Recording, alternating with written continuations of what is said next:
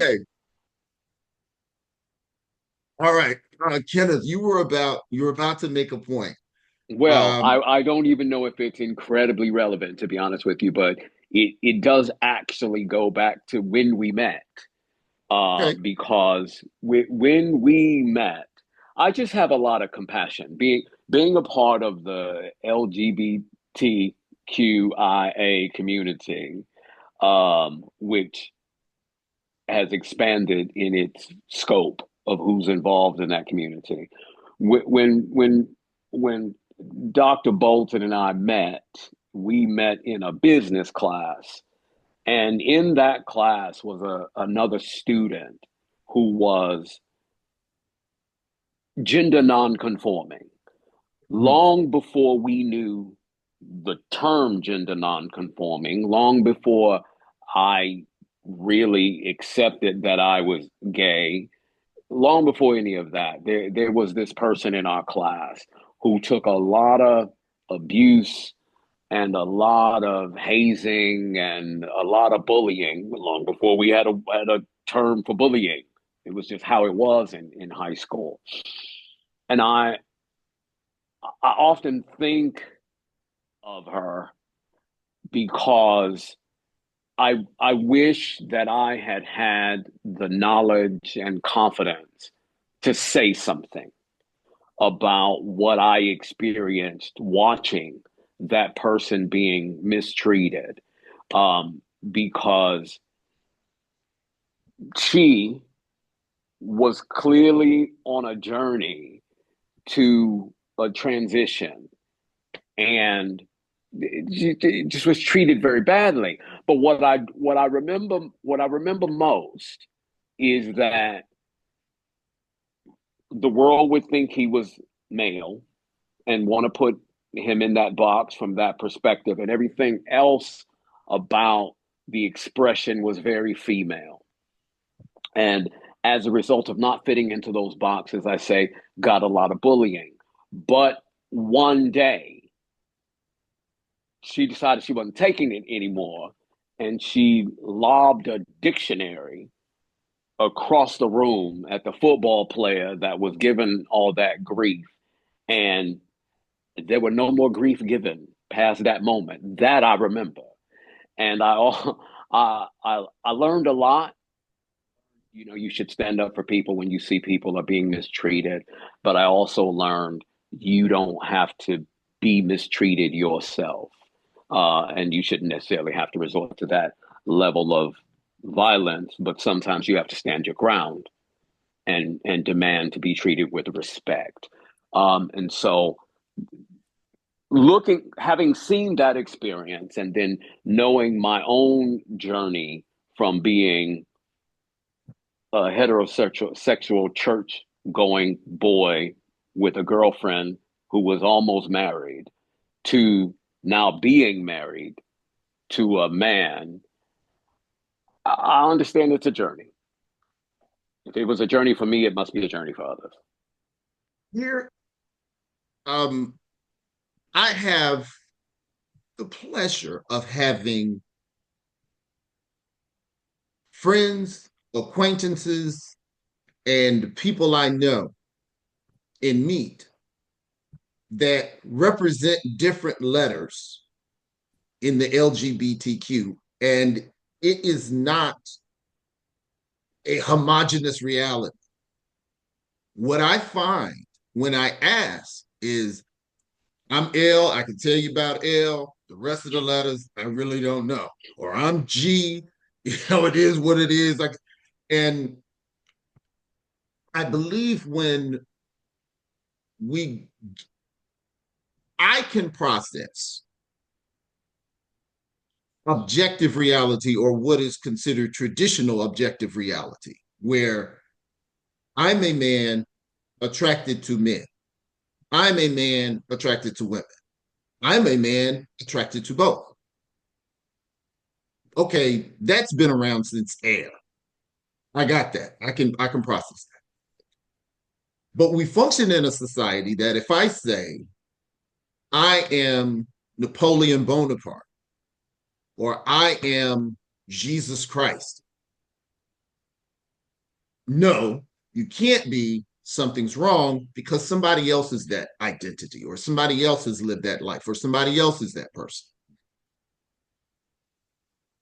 We have to understand, we live in the same society, because this is where age is kicking in. And Dr. Phelps, I'm going to need you to guide me on this. I'm laying this out not as an argument, I'm laying this out as a process that I'm stuck in, and I need you to pull me out of the mud. We live, because of my age, I'm in a reality where Muhammad Ali could not change his name with respect and dignity. But now the society has moved to, you can be anything, and it is to be respected and expected that everyone aligns with that. So my question is, if genetically,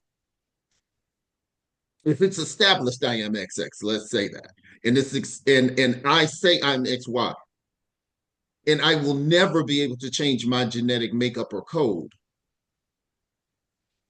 what, where is it that, where does mental illness start and social identity and respect start?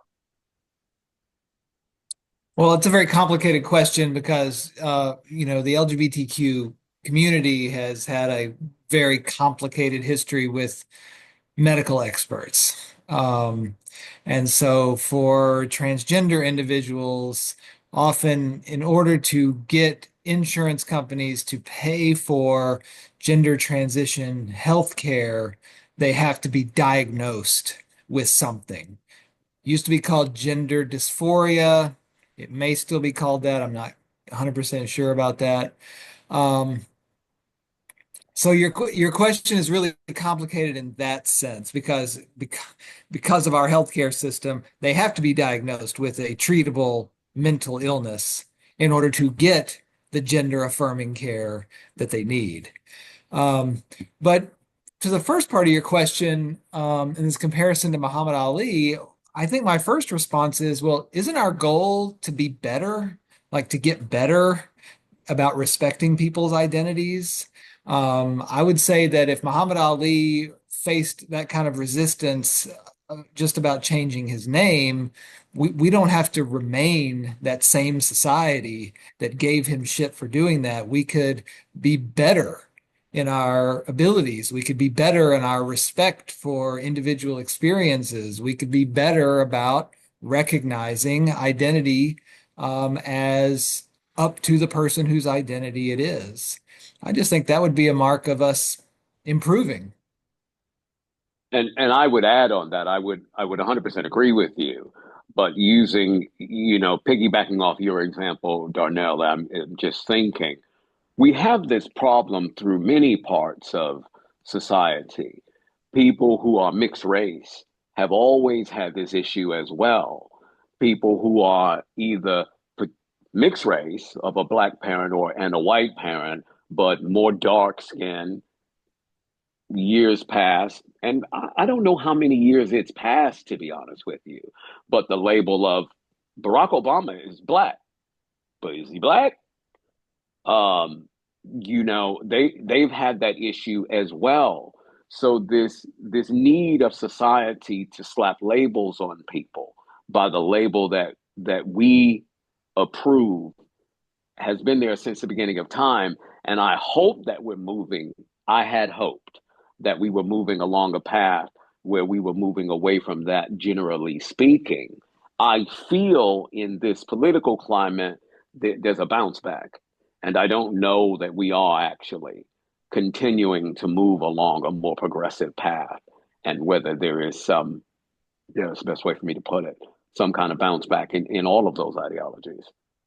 That was the point that I was initially making, as to where we have objective reality, and objective reality has a utility. That is how we communicate and understand and exchange with each other.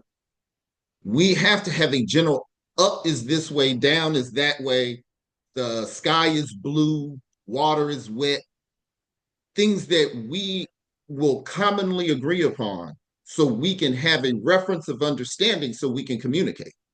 But if your down is this way and my down is that way and somebody else's down is this way, communication completely breaks down. All right. And so we have some things that we look at as objective scientific realities that no matter how many times you test this is going to be the outcome that you get. If you have these genetic markers, more times than not, you will have this bone density. You will have Scandinavian countries have shown, and that's one of the most egalitarian communities that we have, that XX chromosome people will tend to function with emotion. XY people will function with a fascination with things, or the reverse. So when we say, I am not what I am, and I want to reassign myself as something I can never be, it's no difference in saying I'm a different person. It's one thing to say, I, Darnell, am now Sam. Okay, that's one thing. But if I say I'm Darnell and I am now a bird, we're going to say, okay, Sam, we need to sit down and talk to you because the genetic structure of a bird and the characteristics of a bird you don't have and you can never attain.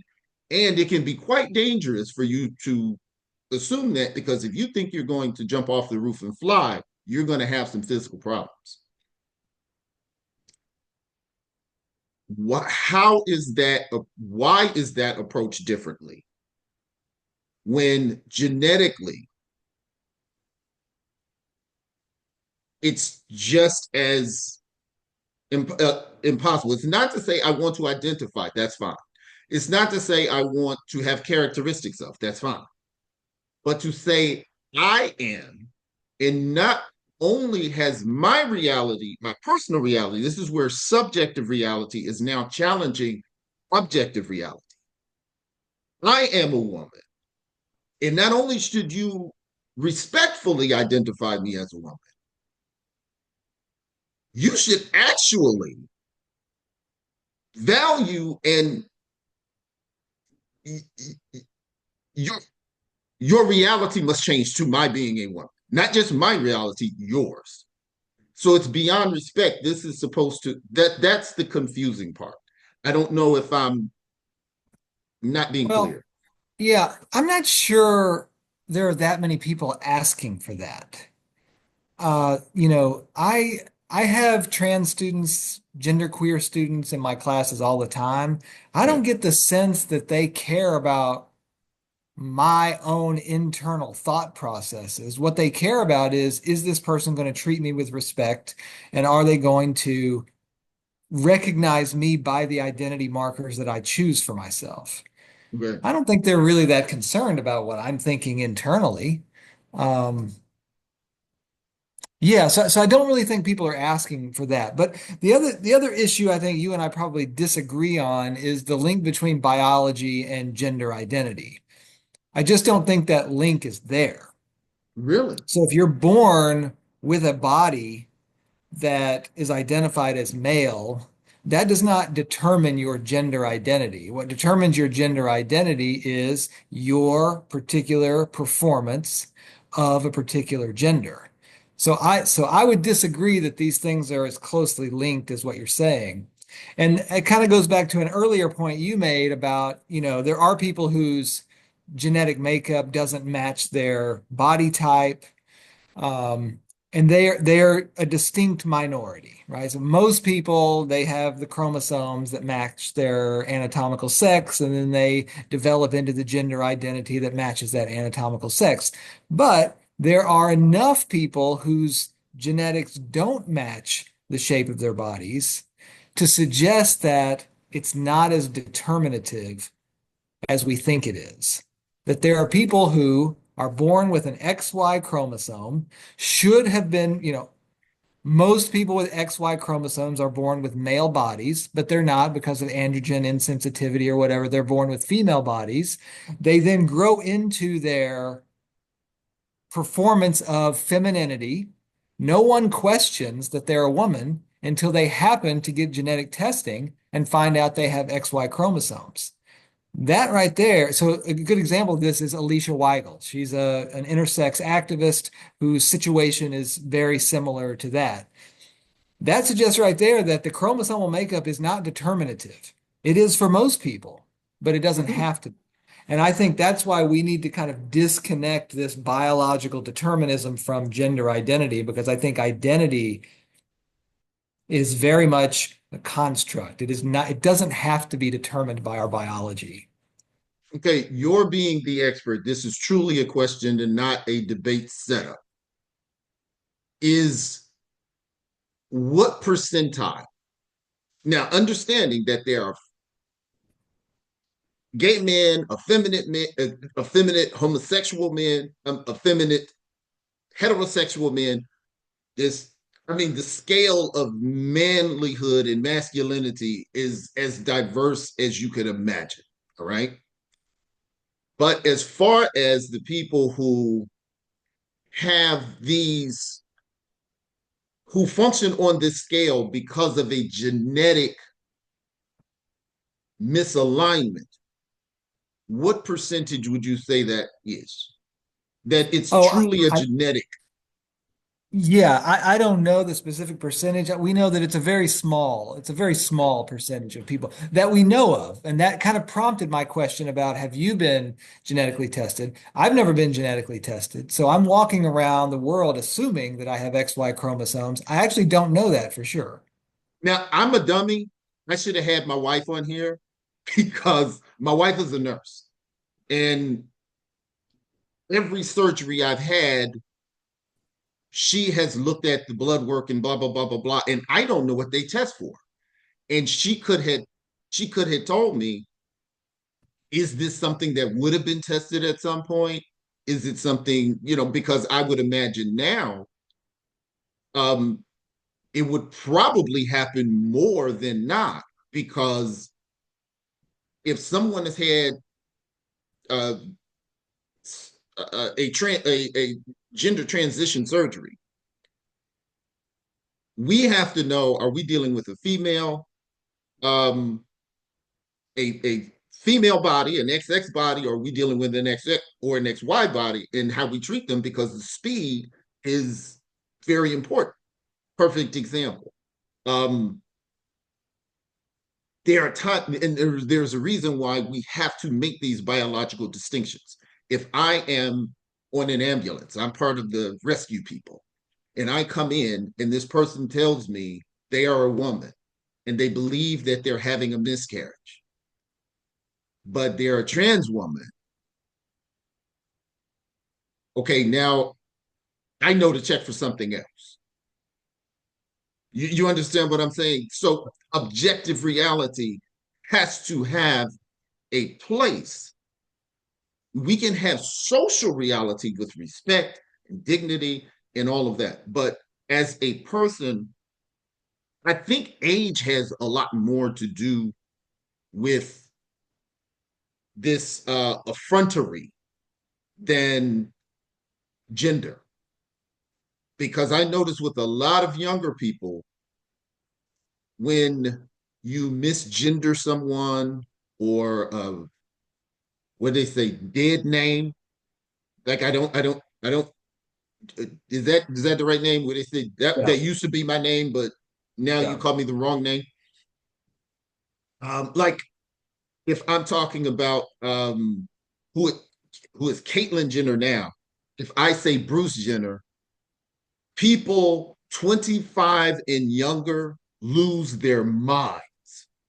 Yeah. But they didn't know for 40 years or for 30 years, that was the guy on the Wheaties box to me. So it doesn't matter what I'm looking at. For years, that was my point of reference to this individual. So if it were just, I want you to respect my choice, like Muhammad Ali was saying, I've took on a new identity. I want you to respect that identity. Please do not call me Cassius Clay. Please call me Muhammad Ali. That would be reasonable, rational, and it is applicable in history. And me being a historian, I can get with that. But when it's you, not only did you say it to be mean, you said it to be mean because you already know what the reality is and you just don't want to align with it. I meet that a lot more. And funny enough, I meet it more at one university I work at. And perhaps it's because of the different roles that I have. But one particular university I work at, I find it a lot more than the other university I work at. And both of them are an hour apart. So it's very confusing to me, but I think it has more to do with age than it does gender. But are you saying that if you accidentally misgender someone because of your age, they view that as an intentional slight, not an accident? Yes. Hmm. Yes. And I believe Kenneth said he has found that. Have you found that age knocks us kind of out of the box? Uh-oh, you're on mute. He's having major problems. Okay, keep working it. I'm sorry, but yes, that is what I'm finding. I think more so than it being me being heterosexual alpha male, former athlete, mindset, muscles. I think it's more the age thing that you're doing this to disrespect me, not because you don't know. Because Yeah. even think about it, if for 50, for a half a century, women are ma'am and men are sir. You can tell me on Monday because they also haven't been 50 and they don't know how a 50-year-old mind works too. You can tell me on Monday, I'm sir. But what I'm looking at in years of reactionary training and processing, Sure. on Wednesday, I might call you ma'am again because of what I'm looking at. It being, in all sincerity and virtue. And it seems to be met with more hostility than understanding and education. Yeah, it might take some time, especially if the person, if you perceive this person as one gender and they tell you, no, I'm the other gender, and you try to respect that, but then when you see them again, you kind of your automatic process goes to the gender that you see. It takes some time to get used to referring to them correctly. I think most people would be forgiving of that. Now, I think there are certainly some people who are doing, because I don't want to discount your experience. I believe you. I believe that there are people who are going to get really upset at you and sort of attack you as someone who's gender phobic, transphobic, or whatever. But I think most people probably would give you that grace. At least that's been my experience with my students. Okay. I think Is that it most people would give you that grace as well. Now that I got my microphone to work, I'll say I think the thing that I was saying to you before, Darnell, about the age thing is just that it's a new generation of people who have a confidence to speak about these particular issues in a way that my generation just didn't. We just really didn't have that confidence. It was dangerous. It's become less dangerous. There weren't laws to protect us. There's slightly more laws to protect you against discrimination, but not as many as you would think. And so this, you know, I would kind of put it, I don't know about the challenging people about the misgendering, but the just confidence. If you think back, Darnell, we being born in 1970, when we came along in 1970, this is how I think about it. We thought civil rights was fixed. We thought we had the right to do everything from as an African American perspective. Not really being too young to really realize that a lot of the legal rights that existed for us just happened right before we were born. Which And years? so we walked around in a confidence like everything was fine when we just were too ignorant to know it can't be fine because it was only just fine yesterday, and it still really isn't fine, but everybody around us created a reality to make us think we could do anything, we could go anywhere, we could achieve anything, and nothing would hold us back. And because we had that confidence, we were able to move forward in the world. And I think this new generation of young people under the rainbow kind of have the confidence to require a level of respect. Whereas when I started being gay, the only way I could express my gayness was to go to a gay bar. Everything about being gay existed in a gay bar or nightclub. And outside of that, you were heterosexual.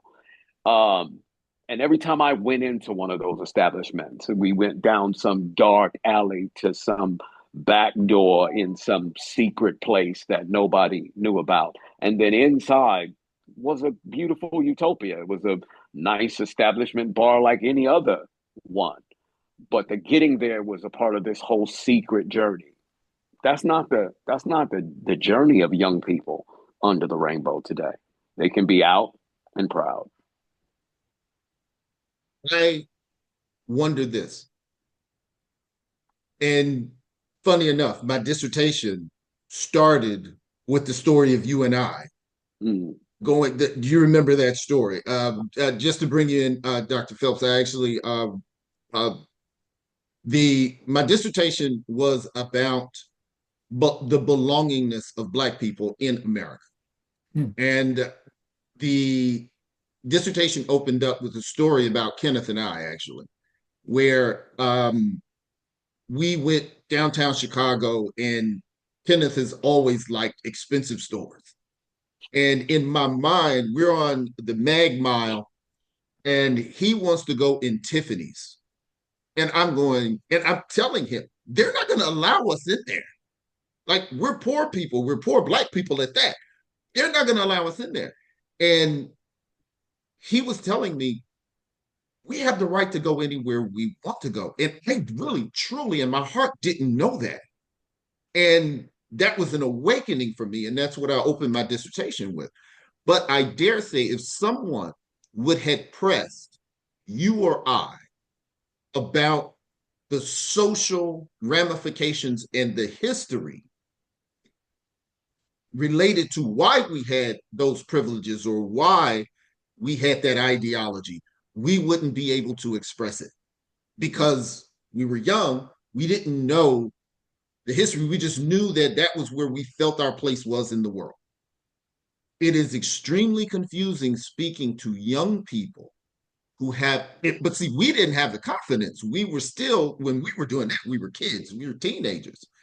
Um, we still, you speak when spoken to, right? When it came to adults at that time. Now you're right. They do have this confidence, but they have as little information as we had back then. That's the So now truth. you Yeah. have that confidence mixed with a lack of information. I have the confidence to speak out. I have the confidence to correct you. I have the confidence to ridicule you for your behavior, but I don't have the information to assist you in realigning and understanding. And that's why I want to ask Dr. Phelps, are you seeing, because the worst experience I'm having is when I get corrected by a young person And I ask, why? What should I do next time? How does this apply to this? How does this connect to this? And I find that answers generally, even from young people I consider by their activity an activist. They're all, it's worn on them, but the information doesn't seem to be present, because what you get is a shutdown, and it just goes to almost like race. When people can't discuss race, they, oh, you're just racist, or you're just a white man, you'll never understand, or you just don't like black people, or it just gets to that shutdown, and you're like, no, I'm really trying to understand. So is is that just me, or is that prevalent, that this information is not being really researched so it can be passed on in a clearer way to make it more abundant?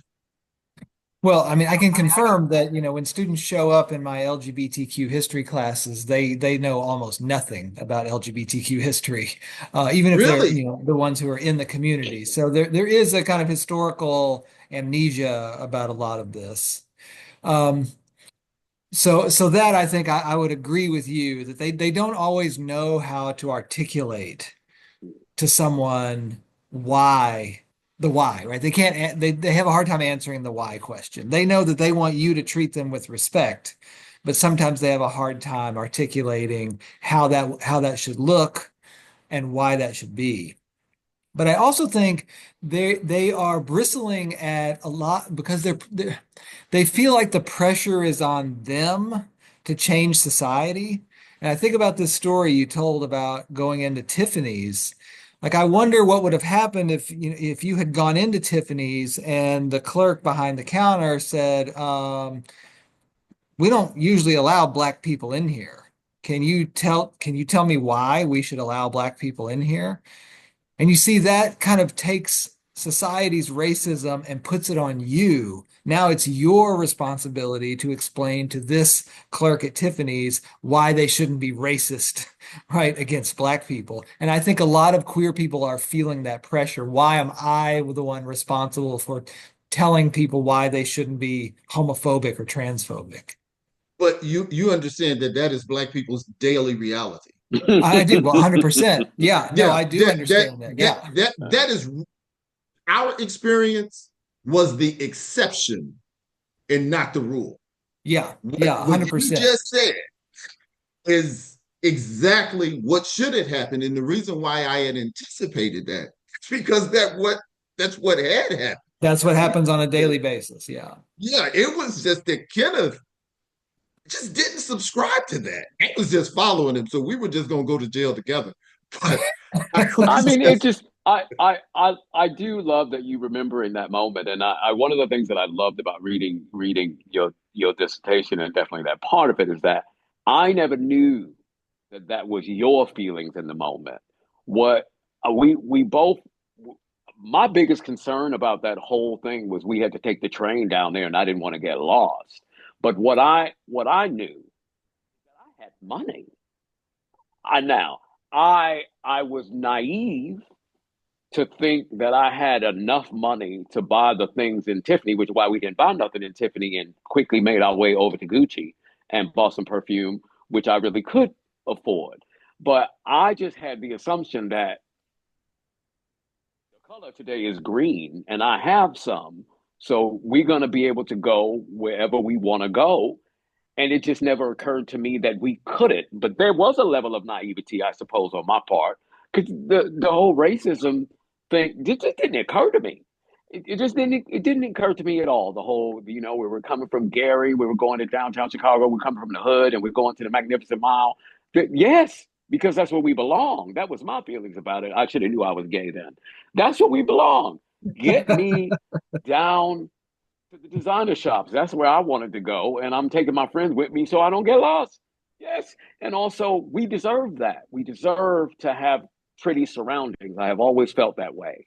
And I think this is a part of what this new generation of the rainbow youth feel as well. We just deserve you to take us as we are, as we said we are right away. It's unfortunate in some respects that when you're young, you expect things to happen overnight. And that that might be where some of the challenging conversations come in. I don't know that we can avoid that. That is a condition of being young. You expect things to happen right away and everybody to be on your page right away. I'm a gay man from the 90s and I'm not even all the way on that page. So I think it's naive on their part, but you don't get progress without it. Dr. Phelps, how do we move forward being a good partner to this community, even if we don't understand most of the letters and most of the labels?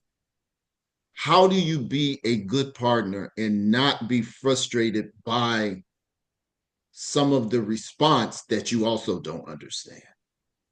Well, I would say doing exactly what you're doing, keeping an open mind, keeping a curious mind, asking questions, expressing this genuine desire to learn more about people's experiences and to respect their individuality. I think you're doing exactly that. I think these questions that you've asked today are exactly right. This is exactly what you should be doing. Well, number one, I wanted to thank you guys. This is definitely not a new hat for Kenneth. He's gotten many phone calls at odd hours with me, offering me guidance. Um, I rarely, if ever, reference Kenneth in these situations. Oh, my very best friend is gay. I That's just like if I'm in a debate with somebody, I don't throw my academic credentials. If you happen to know I have a PhD, then okay. But if we're talking about the history of something, it's never, well, I'm a PhD, thus and so forth. Or when I'm told I'm a homophobe, which I find to be, especially as long as Kenneth and I have been, because it's even odd to say that Kenneth is my friend because I really look at Kenneth as a brother. Like there's very little of my life that has occurred that I didn't know him. I'm in my mid 50s, and even though he's significantly older than I am, You um, almost 60.